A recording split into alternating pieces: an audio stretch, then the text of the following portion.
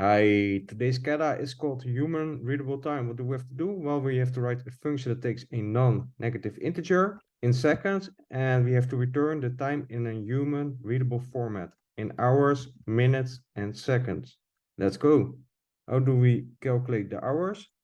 So let's print the seconds, and what we have to do is to calculate the hours, which are the seconds divided by 60, because you have 60 seconds in 1 minute, so 60 multiplied by 60. Let's put that between parentheses.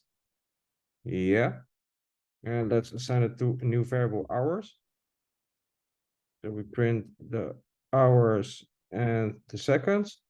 Let's take this example, by the way.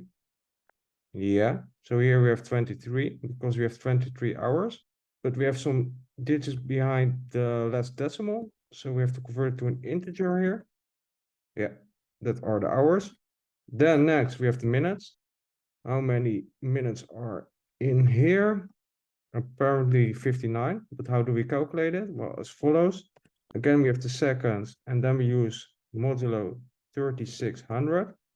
That is 60 multiplied by 60, because we have to subtract all the seconds that are already allocated to the hours.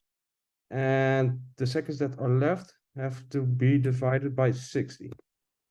So let's print the hours and the minutes next to each other. Again, we have 59 and a handful of numbers after the decimal. So we have to convert it to an integer as well. Yeah, there we have 59. Then lastly, we have the seconds. That is equal to the seconds that we already have. But again, we have to subtract the seconds that are already allocated to the hours by using modulo 3600. And then we use modulo 60 to subtract the seconds that are already allocated to the minutes. So let's print the seconds here. Yeah, 23, 59, 59. As expected. So then we return an F string and the three placeholders, which are indicated by the curly brackets. Then we put in the hours, the minutes, and the seconds. They are delimited by a colon. So we put it in here. Yeah, looks great. On to the next, this one. That looks different. When we compare, we get false. Yeah. As you can see, we don't have 2 digits here, but just 1. So we have to pad it up with zeros in front of it. How can we do that? Well, as follows, we can convert all the variables to strings. So here we start, then the minutes, and lastly the seconds.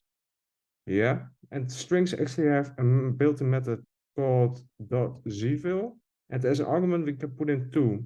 If there's only 1 digit in the string, it will be padded to 2 digits with always 1 0 in front.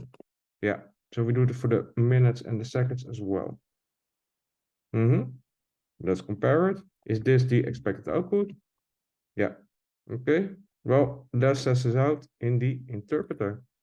Test all of them, attempt, and there we go. Hope this has been helpful, that you've learned something from it. Thank you for watching and hope to see you in the next video.